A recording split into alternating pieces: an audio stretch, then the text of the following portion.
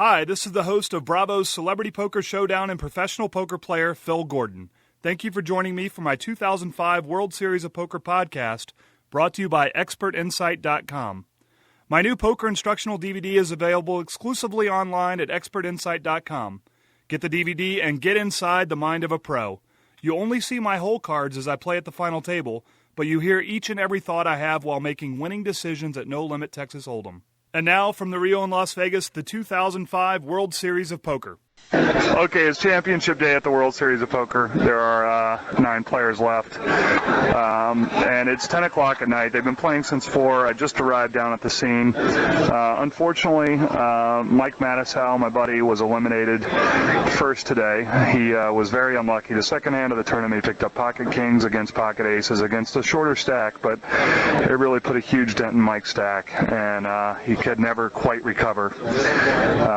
He was out at about 32 hands into today's play. He did get $1 million first prize money, and he's donated $10,000 of that to the Cancer Research and Prevention Foundation. He always pledges to the Bad Beat on Cancer. He was our highest finishing pledgee this year, and we very much appreciate the donation. It is very tense now. It looks like there are 6 players left at the table. He makes it $350,000 to go. Don't know who the chip leader is, but we got an all-in from Andrew Black. An all-in. And all again against Andrew. Wow, another all-in. There's 2 all-ins in a row. Pocket Jacks versus Queen 10. Scott Lazar was, what does he have? Scott Lazar, Andrew Black. Andrew Black looks like the chip leader. I'm not sure. Looks like there's a couple of short stacks here, but a lot of people yelling and screaming. That was a... Michael, who's got the jacks? Wow. And the other guy called with Queen 10? After calling with King 9, damn it. 2 hands fell apart. Okay, well, interesting play. He's moved in with Queen 10 and then called with 2 jacks. It looked like a $4 or $5 million pot. Hard to tell, but big pot. Hard to tell. I mean, it's going to take me a minute to get oriented here, but you can hear the action here in the background. Queen 10's about 35% to win. Otherwise, someone's going to finish in 6th place. And no 10 on the flop, 7-5-3. And it looks like at this point we're going to need runner 10, or we're going to need one of 3 queens, or runner does have a spade draw. Or Scott's going to be our 6th place finisher.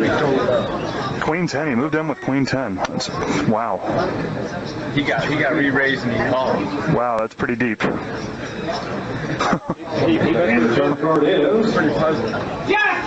4 clubs on the turn. He's down to 1 of 3 outs. that means Scott Lazar's going We could be looking at a 6th place finisher here. to get a deck, or he's going to become our 6th place finisher.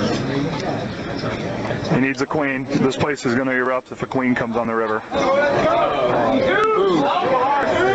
And here comes the river. And the river is King. It was close, and we had a 6th place finisher at the World Series. Andrew Black has busted him. Queen 10, that's a strange hand to bring to war with only 6 players left of the World Series. But again, I don't know all the chip positions there. It's going to take me a minute to get oriented. Maybe he thought he was Robert Marconi or something. I don't know. All right, I'm going to try to get oriented here. 6th place finisher. We're down to 5 players. One of these guys is going to walk away with $7.5 million.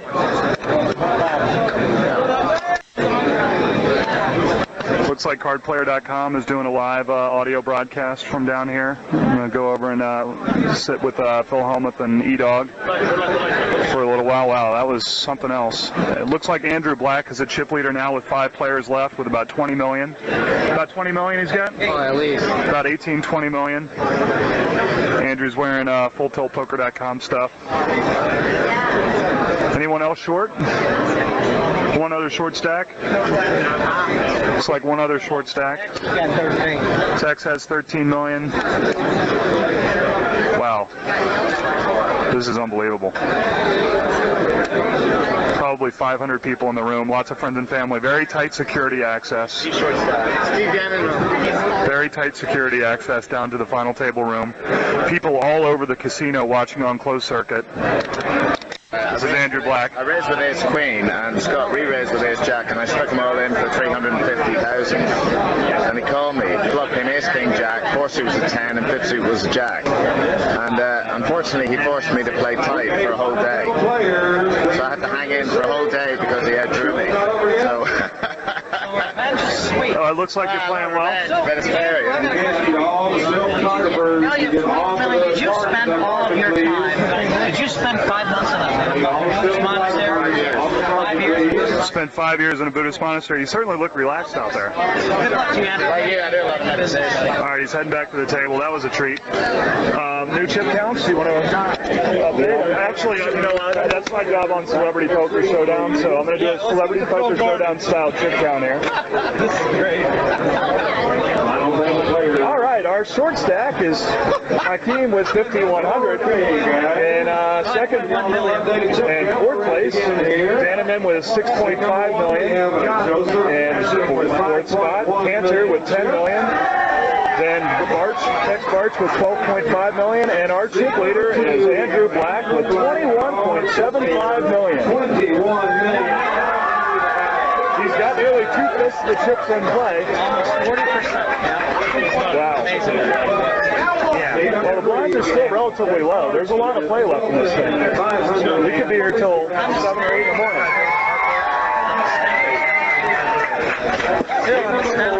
I've seen it happen before where people aren't supposed to do it. Lines aren't that big. Average stack size now of about 7.5 million. Steve Adams with 6.55 million. 5 players left. 5 players left. Average stack is 10 million. 10 or 11 million, yeah. 6. How many people are left? Wow, 5 already? 5 players left. 11 million average stack. Phil has the sheet. Yeah. 5 left. That's 11.5 million. All right, I'm gonna hand this back over to E-Dog. He's a much better analyst, and he's probably getting paid. Yeah, he's getting paid all right. The same thing I am. Only off the bets was Are you guys prop betting? Yeah, I already made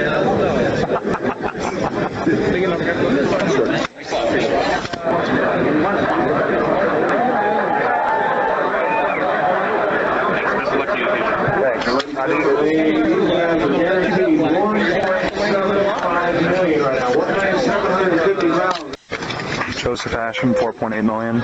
Seat number 2, we have He's in seat 1. a little over 20 million. Andrew Black with 21 million in chips in seat 2. Seat 3, Tex Barch, 12.5 million. Seat number 4, we have Aaron Cantor. Seat 4, Aaron Cantor, AK, 13.75 million. And the short stack of the table, Steve Danneman, 5.5 million. Still enough chips to make a difference.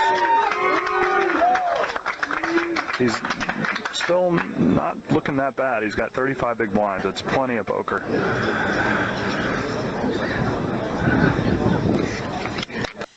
Blinds are still 80 and 160 with a $20,000 ante. Lots of play here. Lots of play.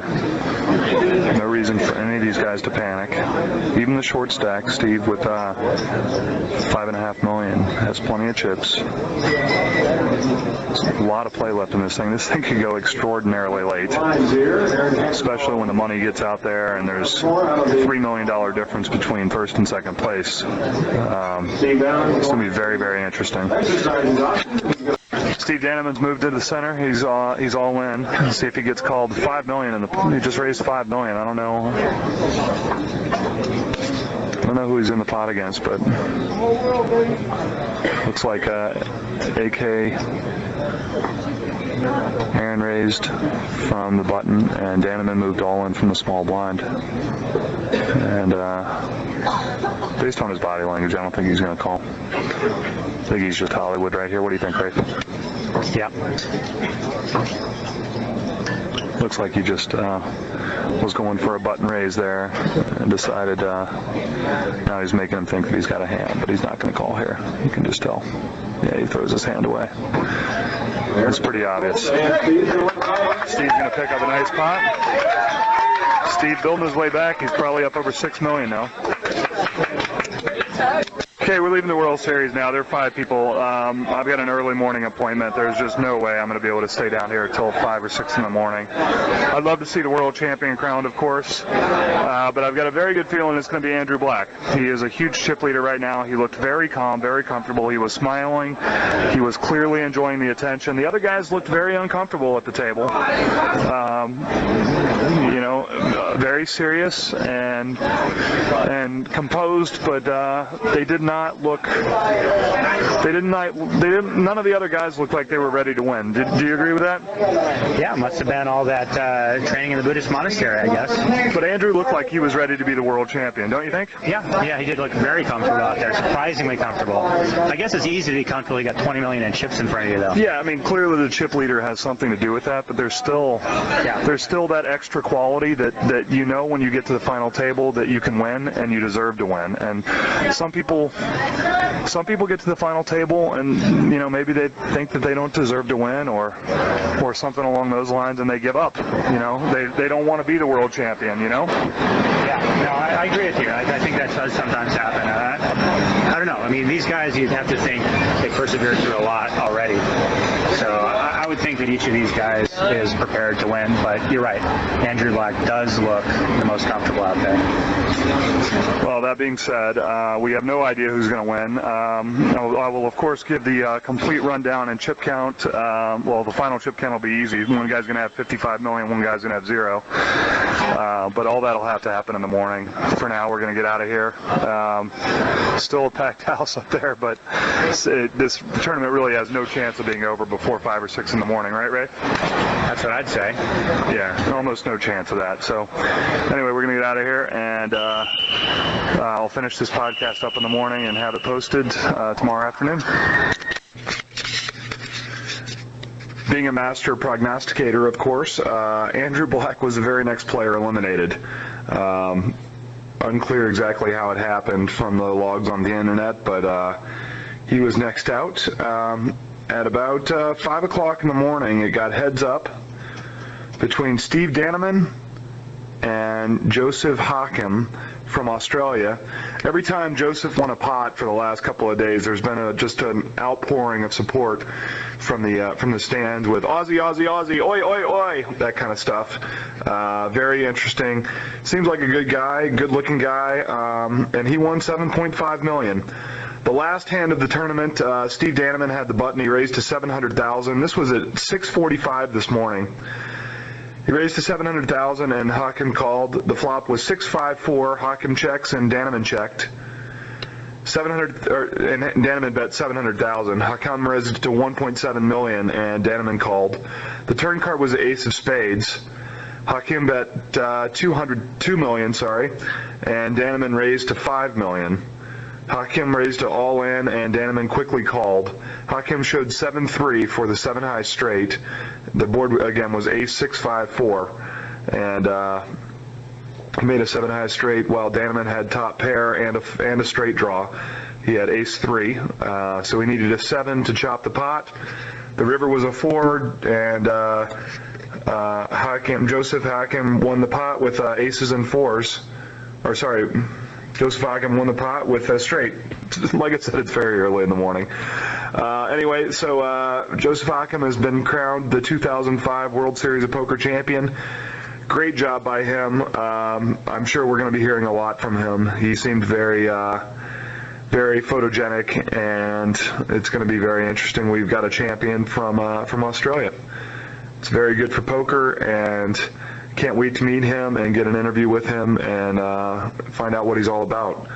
He should be doing the talk show circuit here pretty soon, so I have a feeling we're going to get to know him quite well over the course of the next couple of days. Anyway, that is the update. Thank you all for listening to this podcast. It has been a very long 6 weeks at the World Series of Poker. I'm exhausted. Can't even begin to tell you how busy and frustrated and fun this World Series, frustrating and fun this World Series has been for me. For the most part, I think I had a very good World Series. I'm very disappointed in my final event, of course, but I learned a lot from this event, and I'm a better player for having played in this World Series for sure. And having spoken with some of the best players in the world about the game for this podcast has certainly improved my game. For now, it's a lot of travel. The next 4 weeks, I am almost exclusively on the road.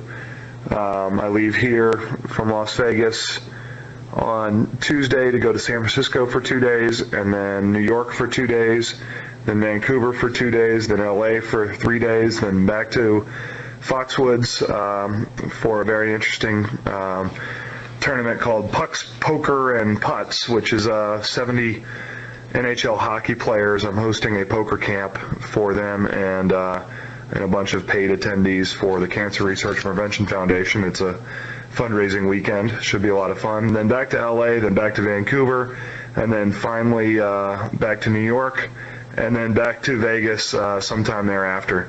So it'll be the middle of August before I get back home.